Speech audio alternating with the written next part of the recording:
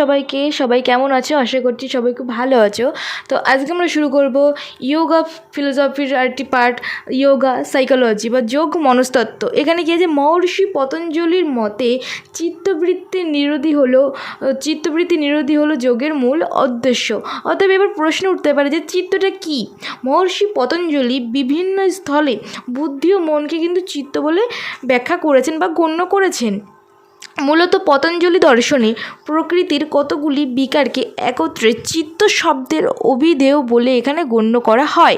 সাংখ্যমতে ত্রিগুণময়ী প্রকৃতির প্রথম বিকার হলো মহৎ, মহতের বিকার হলো বুদ্ধি, বুদ্ধির বিকার হলো অহংকার এবং অহংকারের অন্যতম বিকার হলো মন।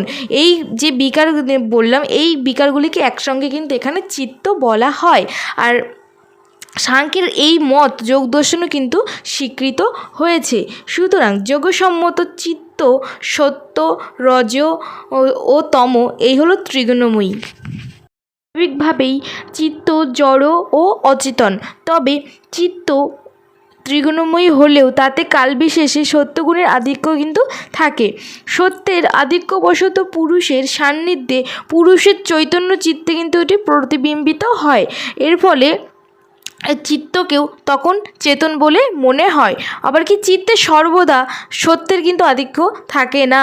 সত্য, রজ ও তমগুণের তুলনামূলক আধিক্যে যোগ দর্শনের 5 প্রকার চিত্তভূমি এখানে স্বীকার করা হয়েছে।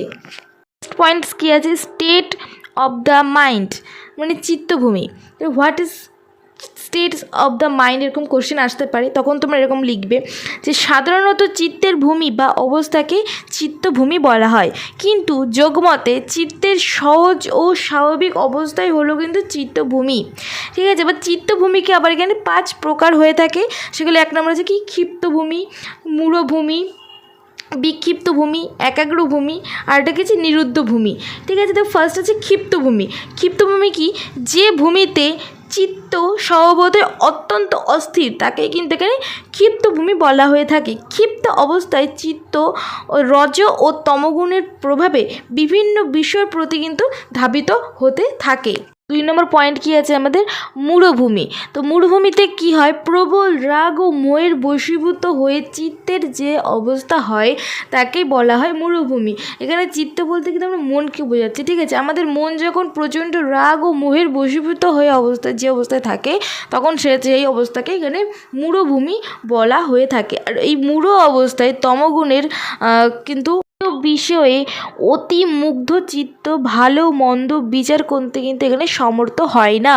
ঠিক আছে, আর চিত্তের এই অবস্থা তত্ত্বচিন্তায় অক্ষম বলে এই অবস্থা যোগ সাধনার অনুপযোগী। ঠিক আছে, আমরা যখন প্রচণ্ড রাগ ও মোহের বশীভূত হয়ে যদি কোনো সাধনায় বসি, সেই সাধনায় কিন্তু আমাদের সেখানে মন থাকবে না, আর আমরা সেই তত্ত্বের বিষয়ে কোনো চিন্তাও করতে পারবো না।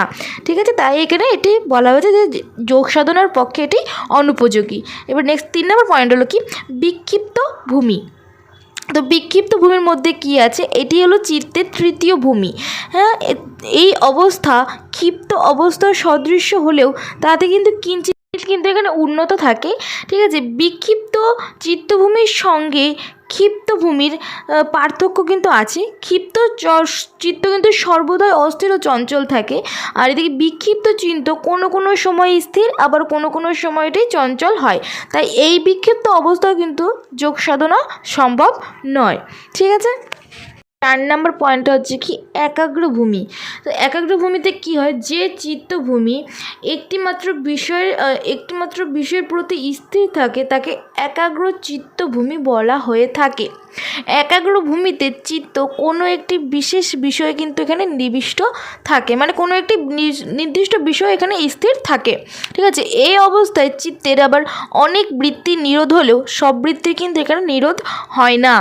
ঠিক আছে, নেক্সট 5 নম্বর পয়েন্ট কী আছে, নিরুদ্ধ ভূমি। এখানে কি, এটি হলো চিত্তের শেষ ভূমির নাম নিরুদ্ধ ভূমি। এই অবস্থায় চিত্তের কিন্তু সব প্রকার বৃত্তি নিরুদ্ধ হয়। এই স্তরে চিত্ত কিন্তু শান্ত ও সমাহিত থাকে, আর এই অবস্থায় চিত্তের কিন্তু কোনো অবলম্বন থাকে না। মহর্ষি পতঞ্জলির এই যোগ দর্শন শাস্ত্রে যোগ বলতে এইরূপ চিত্ত চিত্তবৃত্তি নিরোধকে কিন্তু এখানে বোঝানো হয়েছে।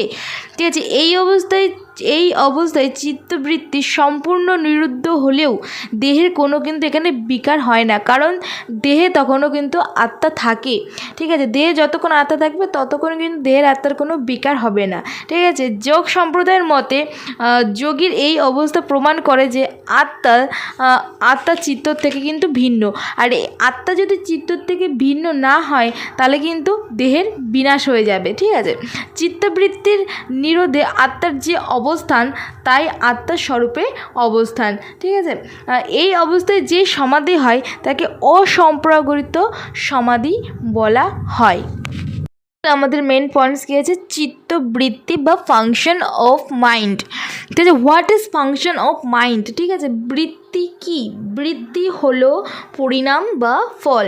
ঠিক আছে, সুতরাং কি চিত্তবৃত্তি হলো চিত্তের পরিণাম বা ফল। যোগশাস্ত্রের পরিভাষায় পরিদৃষ্ট চিত্তভাব বা বোধসমূহকে কিন্তু এখানে বৃত্তি বলা হয়। এই বৃত্তিগুলি প্রাথমিকভাবেই ক্লিষ্ট ও অক্লিষ্ট ভেদে বিভাজিত। যে বৃত্তি কর্ম সংস্কার সমূহের দ্বারা ক্লিষ্ট তাকে ক্লিষ্ট বৃত্তি বলে, আর যে বৃত্তির মূল বিবেক জ্ঞানের সাথে যুক্ত তাকে অক্লিষ্ট বৃত্তি বলে। বিবেক জ্ঞান দ্বারা অবিদ্যার নাশ হয়। বিবেক জ্ঞানের দ্বারা অবিদ্যা নষ্ট হলে যে বিবেক খ্যাতি রূপ ছিদ্রের সৃষ্টি হয় বা বৃত্তি উৎপন্ন হয় তা মুখ্য অক্লিষ্ট বৃত্তি বলে জানি আমরা। ঠিক আছে, যোগমতে ক্লিষ্ট বৃত্তির ছিদ্রে অক্লিষ্ট বৃত্তি এবং অক্লিষ্ট বৃত্তের ছিদ্রে ক্লিষ্ট বৃত্তি উৎপন্ন হয়, বা যোগ দর্শনে 5 প্রকার চিত্তবৃত্তির উল্লেখ এখানে পাওয়া যায়। সেগুলি কি আছে? প্রমাণ, বিপর্যয়, বিকল্প, নিদ্রা, একটা স্মৃতি। পয়েন্ট কি আছে? প্রমাণ। তো কি প্রমাণ থেকে আমরা অনেক জ্ঞান লাভ করি। ঠিক আছে, প্রমাণ অনধিগত বিষয় হওয়ায় এটি বোঝা যায়। প্রমাণ কিন্তু স্মৃতি থেকে ভিন্ন হয়। ঠিক আছে, যোগ দর্শনে যে 3টি প্রমাণ স্বীকৃত আছে সেগুলো কি আছে? Perception, inference and testimony. Perception মানে কি? আমরা পঞ্চ ইন্দ্রিয়ের মাধ্যমে যেটা দেখে বুঝে আমরা যেটা জ্ঞান লাভ করি সেটা হলো পারসেপশন বা প্রত্যক্ষ। আর এটা হচ্ছে অনুমান বা ইনফারেন্স। এই অনুমানে কি আমরা হচ্ছে কোনো কিছু দেখে যেটা অনুমান করি। যদি আমরা এখন যেটা ক্লাসরুমে থাকি, আমরা যদি বাইরে গিয়ে দেখি যে রাস্তাঘাট সব ভিজে আছে, তাহলে আমরা কি অনুমান করব? যে ওখানে বৃষ্টি হয়েছে। ঠিক আছে, যে আমরা জানি বলে আমরা অনুমান করতে পারলাম যে ওটা বৃষ্টি হয়েছে। ঠিক আছে, আমরা তো নিশ্চয়ই বলবো না যে কোনো অগ্নুৎপাত হয়েছে, তাই না? ঠিক আছে, এরকম ব্যাপার। নেক্সট কি আছে? টেস্টিমনি। টেস্টিমনি বা শব্দ। এখানে কি হয়, যেটা কোনো কারোর মুখের শব্দ শুনে বা কারোর মুখের বচন শুনে আমরা যেটা ভাবি, যেটা করি, সেটা হলো এখানে টেস্টিমনি। মানে আর টেস্টিমনির ভিতরে আবার 2টি ভাগ আছে, একটা দৈবিক আর একটা আছে অদৈবিক আছে। ঠিক আছে, যে আছে লৌকিক মানে যারা হচ্ছে লোকের, যারা মনি ঋষি তাদের মুখে শুনে যেটা আমরা করি সেটা, আর যে দৈবিক মানে যে দেব দেবী ভূত প্রেতের এইসব কথা শুনে যেগুলো আমরা করি সেইটা। নেক্সট 2 নম্বর পয়েন্ট কী আছে? বিপর্যয়। বিপর্যয় কি? বিপর্যয় কী আছে? কোনো ধরনের ভ্রান্ত জ্ঞানকে এখানে বিপর্যয় বলা হয়। সোজা কথা কি, যে কোনো প্রকার ভ্রান্ত কোনো জ্ঞানই হলো এখানে বিপর্যয়। নেক্সট 3 নম্বর পয়েন্ট কী আছে? বিকল্প। অনেক শব্দ বা বাক্য আছে যেগুলি কিন্তু বাস্তবে কোনো অস্তিত্ব নেই, কিন্তু সেই শব্দ বা বাক্য শুনে আমরা অনেক কিছু কল্পনা করি। ঠিক আছে, সেগুলো কি? বিকল্প আমাদের চিত্তে। ঠিক আছে, নেক্সট পয়েন্ট কী আছে? 4 নম্বর পয়েন্ট নিদ্রা। নিদ্রা কি? নিদ্রা হলো স্বপ্নহীনটি সুষুপ্তি। ঠিক আছে, অভাবের যে প্রত্যয় তাকে অবলম্বন করে যে বৃত্তি হয় তাকে আমরা কি বলি? নিদ্রা। ঠিক আছে, মানে কোনো কিছুর অভাব হচ্ছে, মানে কি আমাদের ঘুমের যদি অভাব হয় তাহলে আমাদের সব কিছুই হবে না, কিছু ঠিকঠাকই চলবে না। ঠিক আছে, তো এই যে এটা স্বপ্নহীন সুষুপ্তি। নেক্সট কী আছে? স্মৃতি। কী আছে? স্মৃতি। স্মৃতি কি? অনুভূতি বিষয়ের অনুরূপ আকারযুক্ত যে বৃত্তি হয় সেটি কিন্তু স্মৃতি। ঠিক আছে, আমরা জাগরিত অবস্থায় যা কিছু দেখি, যা অনুভব করি তা কিন্তু সংস্কার চিত্তে আমাদের অবস্থান করে, মানে আমাদের সংস্কার মনে অবস্থান করে। ঠিক আছে, আমরা ধরো এখন অনেক কিছু দেখছি, জানছি।